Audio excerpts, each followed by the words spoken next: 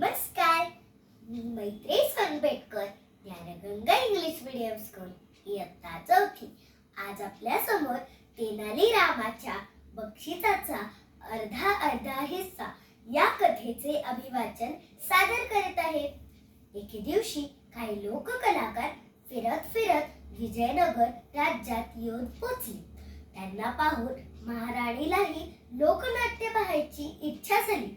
राजपरिवारातील सर्व लोकांसाठी रंगभवनामध्ये लोकनाट्याच्या एका विशेष प्रयोगाचे आयोजन करण्यात आले. दरबारातील सर्व सरदारांना आमंत्रण पत्रिका पाठवण्यात आली, पण तेनालीरामाला मात्र आमंत्रण पत्रिकाच पोचली नाही. तरीही तो त्या दिवशी आमंत्रण पत्रिका नसतानाही रंगभवनावर पोचला. मुख्य प्रवेशद्वारापाशी एक द्वारपाल उभा होता. त्याने त्याला अडवून म्हटले, आमंत्रण पत्रिकेशिवाय कोणी यात प्रवेश करू शकत नाही, तेव्हा ती दाखवा, मगच आत जा. हे ऐकताच तेनालीराम म्हणाला, अरे मला आत जाऊ दे.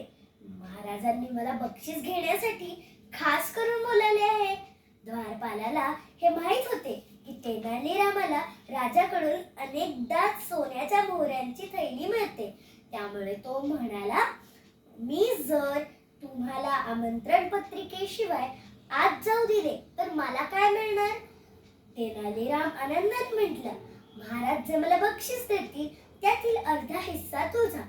हे ऐकताच द्वारपाल फारच खुश होऊन मनातल्या मनात म्हणाला की वा, आज तर माझे नशीबच उजळणार आहे, मला भरपूर मोहऱ्या मिळणार आहेत.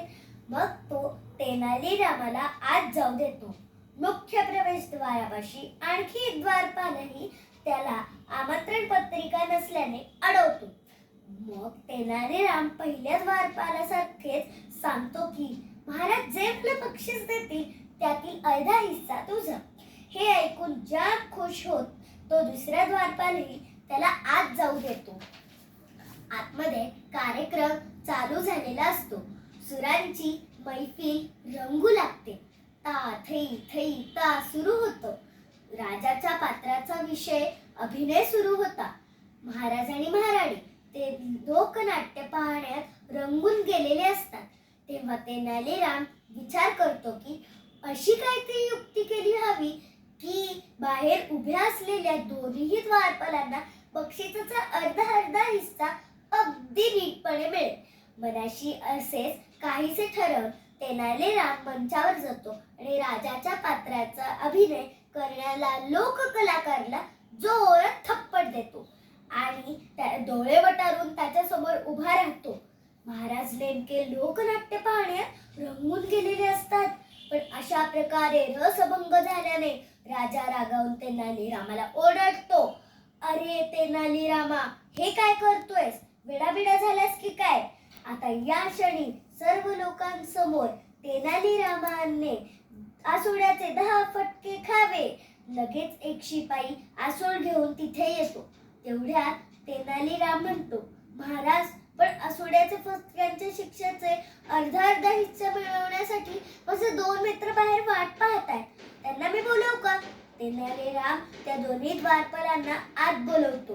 त्यांना पाहून महाराजांची तळपायाची आग मस्तकात जाते आणि रागाने ओरडतो, ही काय चेष्टा आहे?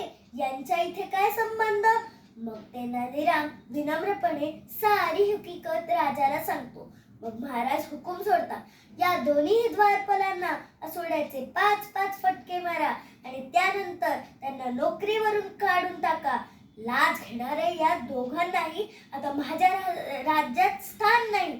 तेनालीरामाने चातुर्य आणि त्याची राज्यबापाची निष्ठा पाहून राजा अत्यंत प्रभावित होता आणि नेहमीप्रमाणे त्याला मोहरांची भरलेली थैली बक्षीस म्हणून मिळते. आपण आपल्या कार्याविषयी नेहमी प्रामाणिक असावे आणि कोणतेही कार्य लाज घेऊन करू नये. धन्यवाद.